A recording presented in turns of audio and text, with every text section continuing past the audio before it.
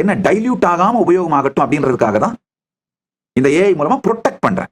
Without getting dilution R த diversion இல்லாம use ஆகட்டும் அப்படின்னு. இன்னொரு முக்கியமான விஷயம், எனக்கு கிரெடிட் கொடுக்கப்படலைனாலும், ஏன்னா நான் டிரான்ஸ்லேட்டர் தான், நான் வெறும் டிரான்ஸ்லேட் பண்ணி கமெண்ட் பண்ணியிருக்கேன், அவ்வளவுதான். சனாதன இந்து தர்மத்துக்கு கிரெடிட் கொடுக்கப்பட வேண்டும். ஏன்னா சனாதன இந்து தர்மத்தோட சாஸ்திர கடல், ஞான கடல் இது.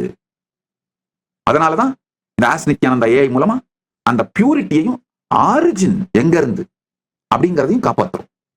யோகா உலகத்துக்கு நாம கொடுத்த கிஃப்ட். ஆனா நாங்க தான் ஓனர், நாங்க தான் கொடுத்தோம்.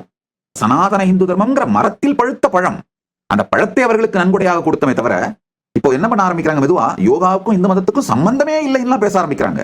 அது தவறு. சனாதன இந்து தர்மம் எனும் மரத்தில் பழுத்த பழம் யோகா. யாருக்கு வேணா நன்கொடையா கொடுக்கிறோம். அதே மாதிரி தான் ஆயுர்வேதம்.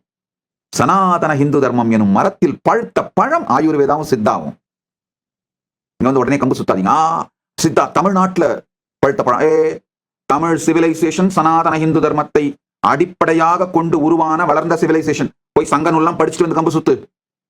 சங்க நூல்கள் எல்லாம் படிங்கப்பா, அதுக்கப்புறம் இங்க கம்பு சுத்துங்க.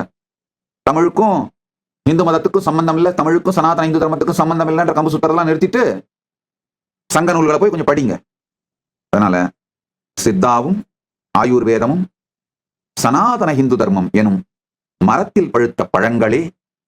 அத உலகத்துக்கு நன்கொடையா கொடுக்கிறோம். ஆனால் இந்த மரத்தில் பழுத்த பழங்கள் அவை. சனாதன இந்து தர்மம் எனும் மரத்தில் பழுத்த பழங்கள் அவை. நல்லது, ஆழ்ந்து புரிஞ்சுக்கோங்க.